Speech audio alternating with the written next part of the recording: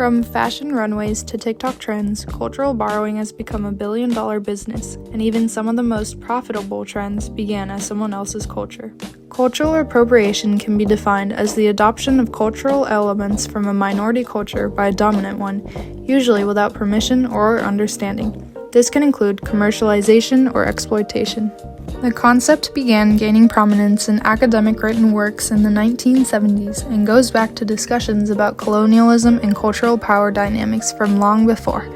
Although the term cultural appropriation was not coined by a single person, there has been evidence of it being used in print, dating back to 1945. In an essay by the author Arthur E. Christie, he cited the phrase first, while also writing about European cultural appropriation and Orientalism. Then, in 1976, a paper published by the British historian Kenneth Coutts Smith established the term cultural colonialism, a similar expression with the same meaning. The actual term cultural appropriation has roots stemming from the late 20th century.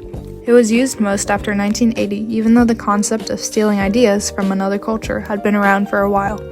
With this newfound term, heated debates over cultural appropriation occurred. Historically, these debates have taken place along locations where cultural exchange is most concentrated. This includes trade routes along southwestern Asia and southeastern Europe. Although disputes over cultural borrowing are not new, today's global fashion industry has brought these tensions into the spotlight. In 2019, Prada debuted leather sandals that looked very similar to the traditional kolhapuri chappals originating from Maharashtra, India. The sandals were initially presented on the runway without any reference to their cultural origins. Following this, Prada received significant backlash on social media, causing them to put out a statement acknowledging the origin and inspiration behind the pieces. A similar pattern can be seen with another famed modern fashion brand, Urban Outfitters.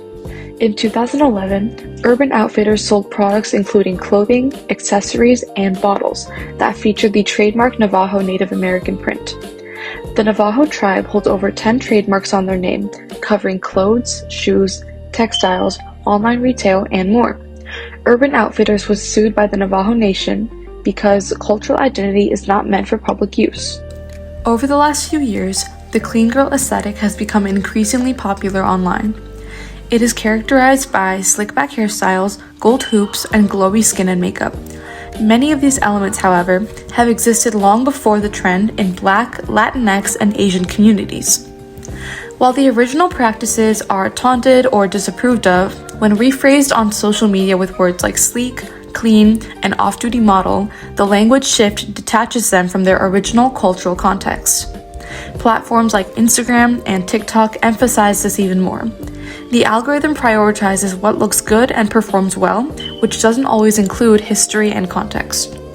In a world where culture can be monetized in seconds, the real question isn't whether we borrow, it's who benefits when we do.